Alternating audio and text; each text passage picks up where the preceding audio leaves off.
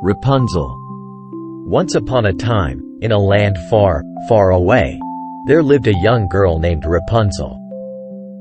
She was known throughout the kingdom for her long, golden hair, which flowed like a waterfall down the tall tower she lived in. Rapunzel's story began many years ago when she was just a baby. Her parents, the king and queen, were so happy when she was born. But their joy turned to sorrow when an evil witch, who was angry at the kingdom, put a curse on the young princess.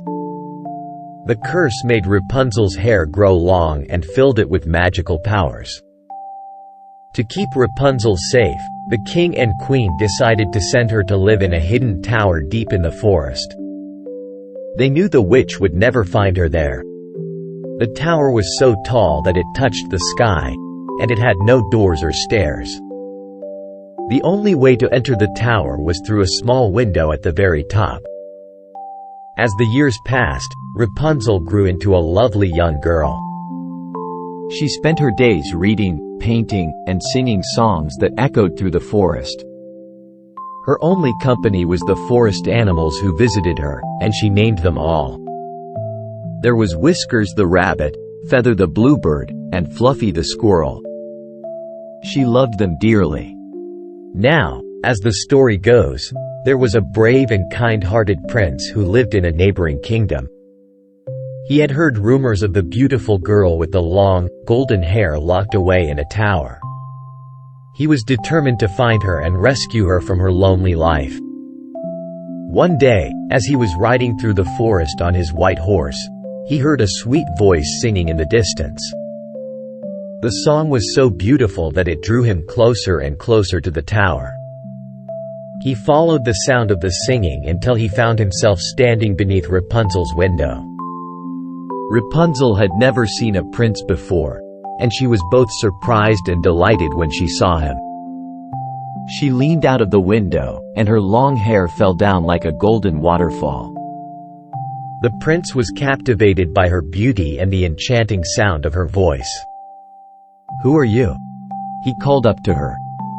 Rapunzel was equally entranced by the prince's handsome face and gentle manner. "I am Rapunzel," she replied, "and I've been locked in this tower for as long as I can remember." "Who are you, and why have you come here?" The prince introduced himself and told her about his quest to find the girl with the long, golden hair. Rapunzel's heart skipped a beat. She had never met anyone outside of her animal friends, and the prince's presence filled her with a mixture of excitement and fear.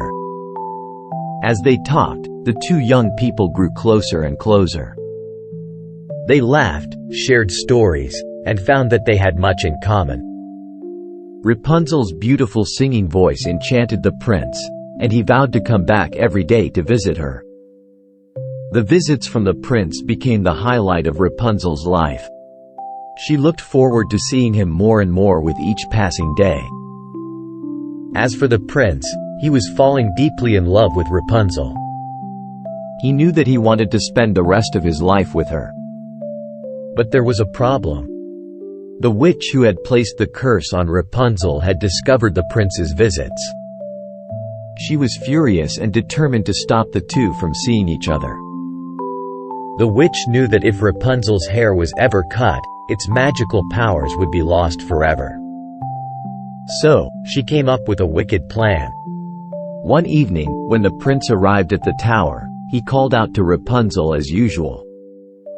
"Rapunzel, Rapunzel, let down your hair," he cried. Rapunzel leaned out of the window and tossed her hair down for the prince to climb up. But as the prince reached the top, he was met not by Rapunzel, but by the angry witch. She held a pair of scissors in her hand, and before the prince could react, she cut off Rapunzel's long, golden locks. Rapunzel cried out in pain and sadness.